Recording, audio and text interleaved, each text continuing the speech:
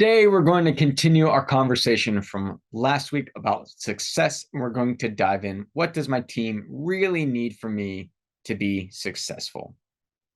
We really honed in and harped on clarity last week. So, just as a recap, we're talking about clear direction. We need them to know where we're going, responsibilities, their role that they serve, the expectations that they're being held to, and where we're going, as I said. So, roadmap, vision, strategy, the mission, clarity in terms of really what this team is truly meant to be doing, designed to be doing, and being open with them about the changes that happen and the shifts that happen. It's very common today to have a lack of clarity. It's incumbent upon us as leaders to give that to our teams so that they know how to go about their job in the best way possible and they know where we're headed and what to do. Now, I'll flip that on its head real quick. We often miss that from our own leaders. And so we can prompt those conversations with them to get that information to be able to then share with our team. And while we're not going to dive into that distinctly today, there are ways to start bringing things out of our leaders to get that clarity that we need as leaders to share with our team. But today is about our team's success. So putting the clarity aside for a second, what else is needed for our teams to truly be successful? Because after all, when they're successful, we're successful. So clarity is the foundation. Beyond that, what else do? We help them. We serve them. We're there for them. What does that really mean? That means to remove roadblocks from their way. It means removing hurdles from them as well. And we're all familiar with the saying of stuff kind of rolls downhill. And sometimes I can form this protective umbrella and let things get deflected that I'm going to take on as a leader, and my team may not never, ever know about. And you know what? That's okay, because we got to make their lives easier so that they can do their jobs and get the hurdles and roadblocks out of their way. Now, that's not just only tasks and, say, alleviating administrative burden to the extent that we can. It's also helping them when they face roadblocks with other teams and challenges. There comes a point where they need to escalate things to us, for us as their manager, their leader, to deal with. We may have to have conversations with other leaders and managers about personnel issues, the way things are being done, or more commonly, how they're not being done, the resistance that's there, the competing priorities that exist, especially within matrix organizations. It can be hard. That is critical for us to do. It's why leadership is people-oriented, not just for those that we lead, but also for us to be able to have those kind of relationships with others outside of our direct team so that we can be very impactful and serve those that we are leading by removing those obstacles from their way that are person or human related. It's also being for them as a human. We all have our ups and our downs. As much as we don't want the personal life to come into work and people say, leave it at the door, it does come in, it bleeds in. And sometimes people need that support. People need that understanding.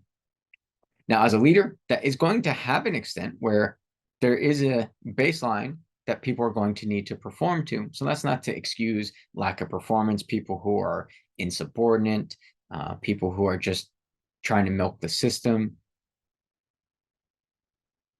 That's not what we're talking about. We're talking about having compassion, empathy, and being there for our people, which goes back to we can be friendly with our people. We can be friends with them.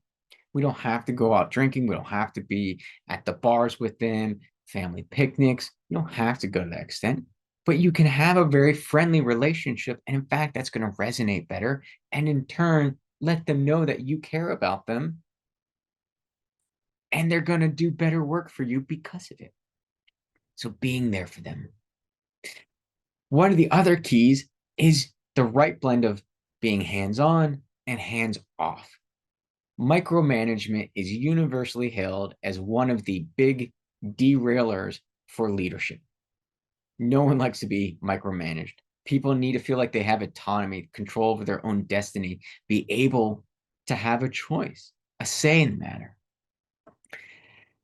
As a leader, we can fall into one or two camps for the most part. We can be very micromanaging, or we could be very hands-off. Going to the extremes on either end does have its issues. So it's the right blend. Can I still be in tune and touch with my folks enough to be able to jump in as needed and have that understanding versus I have no idea what they're working on or even how to help them because I have no clue what's going on, right? We're too far removed in that instance. If we are in their business day in and day out, and you have to do it this way, you have to do it that way. I'm always checking in on them every 5 minutes. We're very much controlling and micromanaging, and that's too far that way. So we have to find the right blend.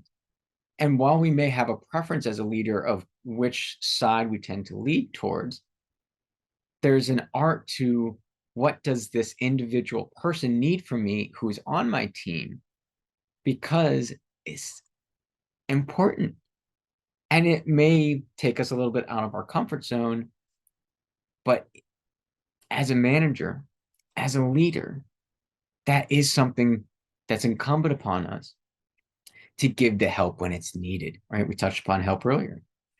So maybe you have someone who's green, maybe newer, they may require more hands-on to get up to speed versus someone who's more senior and experienced. They may require less hands-on and more hands-off because they're already rocking and rolling, they're performing as expected, and maybe blowing it out of the water as well. So it's person dependent. The right approach of hands-on and hands-off. And then the last thing I'll share with you that's a key to success is leading by example. It's not enough to just talk the talk. We have to walk the walk as well and be able to back it up. Whatever we preach and we talk to our team about is something we should live as a manager, as a leader as well. We have a very good BS detector, and it's easy for us to tell if someone's being fake, just going through the motions, and really doesn't care about us and only cares about advancing their careers. So talking the talk and walking the walk is hugely important to lead by example, to serve as that North Star for your team. So these are the keys to success for teams that I wanted to share with you today.